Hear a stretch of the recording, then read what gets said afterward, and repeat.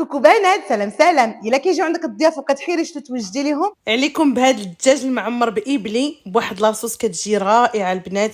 وصفه خفيفه ظريفه ولكن راها بنينه بزاف. بالنسبه للعماره البنات عندي 2 ديال البورو مع 3 ديال الثومات مشحرين بشويه زيت البلديه، زدت عليهم واحد 200 غرام ديال الشامبينيون، ومن بعد زدت عليهم ربطه القزبر وربطه المعدوس مقطعين والكبيدات ديال 3 ديال الدجاجات مع واحد الحامضه مصيره مقطعه صغير، وغنشحر مزيان البنات. ضفت عليهم معلقه صغيره ديال السكنجبير، معلقه صغيره ديال العطريه ديال الدجاج، شويه ديال البزار ومعلقه صغيره ديال الموطارد. غادي نخلطهم مزيان وغادي نضيف عليهم 300 غرام ديال الابلي اللي سلقت من قبل، ممكن تضيفوا البنات الرز بلاصتو. شحرت مزيان وزدت معلقه كبيره ديال الزبده وغادي نخلط. باش غادي ندهنوا الدجاجه البنات معلقه كبيره ديال الموطارد ومعلقه كبيره ديال الزبده، 2 معالق ياغورت مسوس، وغادي نضيفوا معاهم شويه ديال البزار، شويه ديال الملحه، وهنايا عندي 3 تومات مسلوقين، شويه ديال الازير و2 معالق ديال الحامض. غنخلطوا مزيان وغادي ندهنوا الدجاج ديالنا من برا ومن الداخل وحتى تحت الجلده البنات. المهم هاد لاصوص خصها تقيس الدجاجه كامله صافي. ومن بعد عمرتها بالحشوه ديال الابلي وجمعت لهم الرجيلات ديالهم، درتهم بابي كويسون، من بعد درتهم في الالومنيوم ودخلتهم للفران سخون من قبل على 200 واحد المده ديال ساعه ساعه وربع. من بعد البنات حيدت عليهم هذاك البابي ونقصت العافيه وخليتهم تحمروا. بالنسبه للاصوص عندي مقله درت فيها شويه زيت البلديه، 150 غرام ديال الشامبينيون، شويه ديال الملحه وشويه البزار وشويه العطريه ديال الدجاج، وشحرت مزيان الشامبينيون. من بعد ضفت عليه واحد المعلقه صغيره ديال الموطارد وزدت عليه هذاك الماء اللي طلق ليا الدجاج في الفران، ضروري البنات ديروه. زدتو على الشامبينيون صافي وزدت عليهم معلقه صغيره ديال الزبده وخليته حتى ولا ليا صوص. ايوا من بعد البنات ما طاب ليا الدجاج درتو في الطبسيل التقديم، درت معاه شويه ديال الخضره سوطي ودرت معاه شويه من هذيك ابلي اللي درت بالكبده اللي جات رائعه البنات.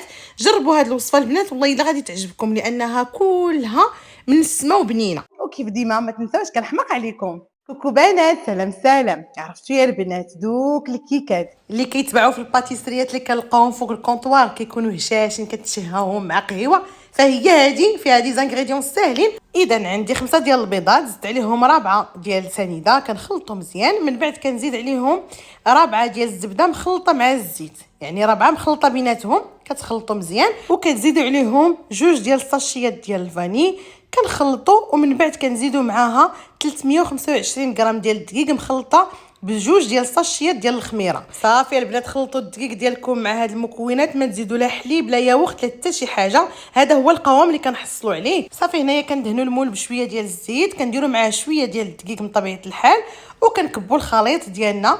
من بعد خذ واحد البوش ديروا فيه الزبده دايبه ودوزوا هكذا بطريقه دائريه هكذا من الوسط، ودوزوا عليه الموس ديالكم. علاش؟ باش ملي طيب الكيكه ديالكم طيب متساويه ما تنفخش لكم هي من جهه واحده. وطيبوها في الفران سخون من قبل على 180 مده 45 دقيقه. شفتوها البنات ملي كطيب ديك البلاصه اللي دوزنا عليها الزبده والموس كتجي مفرقعه بحال هكذا. صافي البنات انا زوقتها هنايا غير بالكونفيتور مع شويه ديال اللوز ايفيلي، ولكن الشافه مينا قالت لك ضروري خصنا نديرو شويه ديال لاباط داموند. ايوا لا حطيت عليها بحال هكذا كان هيسكت لها القلب.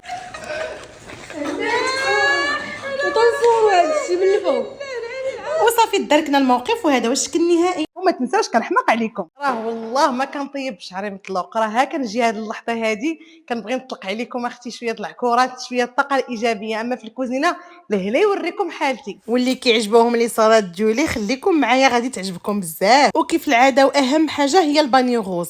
خذ اختي البانيو غوز ديالك، غادي ديري فيه هاد المكونات اللي غادي نخليهم لك مكتوبين اسفل الفيديو، غادي تخلي منهم شويه شويه باش نزوقوا لا صالات ديالتنا في الاخير. بالنسبه لاصوص البنات كناخذ واحد الخلاط كهربائي كنديروا فيه واحد لافوكا صغيره، كنزيدوا عليها 2 ديال البيرلي مسوس، كنضيف معاهم 2 معالق ديال لا مايونيز، معلقه صغيره ديال لا موطارد وشويه ديال الكركاع، 2 معالق ديال العصير د الحامض وشويه ديال الخل، الملح والبزار. غادي نطحنوا هاد المكونات وغادي نضيفوهم على لا صالات ديالتي وغادي نخلطوا مزيان مزيان باش هذيك لاصوص توصل لكاع الخضره ولي باط. وصافي درتها في طبق التقديم، ومن بعد درت عليها شويه شويه من الخضيرات اللي خليت باش هكذا ما تبانش لينا مضببه بديك لاصوص ويبان المنظر ديالها كيشهي. وفي الاخير كنزيدوا عليها شويه ديال لاصوص. امضر عجبتكم لا صالات ديالتي؟ الا بغيتوا افكار وحدين اخرين ديال لي صالات قولوها لي في التعاليق، وما تنساوش كنحماق عليكم. كوكو بنات، سلام سلام. الا كتبغي التنوع في لي صالات وكيعجبوك، واش دابا انا فين ما نبغي نحط شي وصفه خصني نبدا نشكر فيها ونبدا نقول لكم راها زوينه بحال كنقلب ليها على العريس؟ راه والله كون ما كانت زوينه لا حطيتها. وجدي بانيوك الغوز يلاه معايا. عندي 4 ديال الدجاج، درت معاهم 2 معالق ديال الصوجه،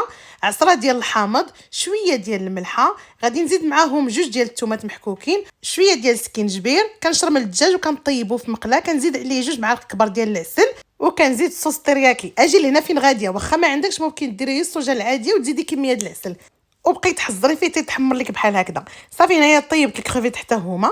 هزيت البانيو غوز، درت فيه 200 غرام ديال الشعريه الصينيه، زدت عليها شويه ديال الشو روج، شويه ديال خيزو محكوك، شويه ديال المونغ وريقات ديال القزبور، زدت معاهم الفرماج هكذا مربعات اي نوع عندكم، وزدت لي كريفيت مقطعين.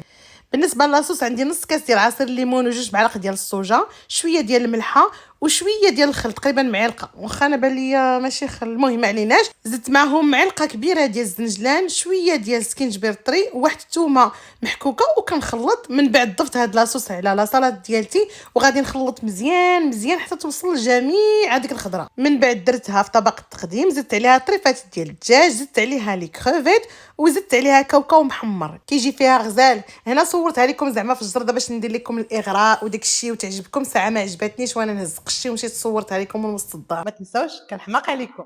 عندكم اختي تبداو تحطوا في الشباكيه وسلوا من دابا. السلام عليكم اختي، عندي واحد الطلب ولا واحد النداء للزميلات ديالي في مجال الطبخ. الله يرحم لكم الوالدين، رمضان باقي ليه 3 شهور. عندكم اختي تبداو تحطوا في الشباكيه وسلوا من دابا وتبداو تعمروا في الفريغو وتبداو تقولوا بما ان رمضان قرب. فين قرب اختي؟ راه باقي ليه 3 شهور. اختي كتحطوا ديك الكثره وانتم غير جوج الناس 100 كيلو ديال الشباكيه و100 كيلو ديال السلو حتى كنتقهموا قبل ما يوصل رمضان. عافاكم اختي، خلينا نعيشوا كل لحظه بلحظه. تيدخل شعبان شويه علينا وحنا كنتصابوا شكون اللي حطت الاولى وشكون اللي جابت المشاهدات الاولى، وكنساو باننا المتتبعات عقدناهم في حياتهم ولينا كندير لهم ستريس، ما بقاو كيحسوا بحتى حاجه، كيشوفونا حاطين اللي تيقول لك ويلي مازال ما وجدناش. الله يرحم لكم الوالدين. يلا نديروا هذا العام واحد الشعار ديال اننا نحطوا كل حاجه في وقتها. تتبقى 15 يوم ونحطوا السلو الشباكيه، وملي دخل رمضان نبداو نحطوا في البريوات، وملي تبقى 3 ايام نحطوا الحلويات العيد. علاش ديما حنا مسابقين اختي؟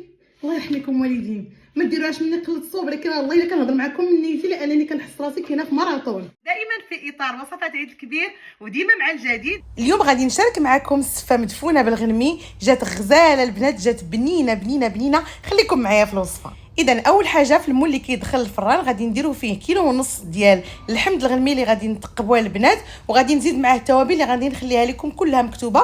واهم حاجه البنات نزيدوا عليهم كاس ديال عصير الليمون. وصافي غادي نشرملوا اللحمات ديالنا وغادي نغطيو المول ديالنا ببابي كويسون، بابي الومنيوم، وندخلوهم للفران اللي سخون من قبل على 200. بالنسبه للسفه فعندي كيلو ديال الشعريه اللي زدت عليها الزيت، غادي ندهنها مزيان وغادي نديرها كتفور مده ديال 20 دقيقه. ملي تفورات درتها في واحد القصريه وزدت عليها الماء وبحال كنغسلها البنات وكنخليها حتى كتسقطر، وكنعاود ندهنها بالزيت وكنفورها ثاني 20 دقيقه. ملي دازت 20 دقيقه كنحاول نحل عاوتاني السفه ديالي بشويه ديال الماء وكنعطيها الخاطر حتى كتحل مزيان، وكنزيد ليها شويه ديال الملحه وكنعاود نفورها 20 دقيقه. صافي ملي كطيب ليا كنزيد ليها شويه ديال الزبده وشويه ديال السكر حسب الذوق.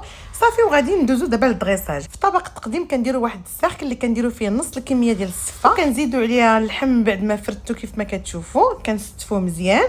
ومن بعد كنديروا الطبقه الثانيه ديال الشعريه اللي بقات لينا وكندوزو للزواق. كيف ما شفتوا درت واحد التبصيل، دورت عليها اللوز، من بعد درت سكر كلاصي، من بعد غادي ندير واحد الساخكل باش ندور القرفه تجيني حتى هي مقاده، ودرت معاهم هاد الكويرات ديال المشماش اللي غنشارك معكم في السطوريات، ودرت في الوسط طاجين فيه العسل. وبالصحه والراحه. وما تنساوش كنحماق عليكم.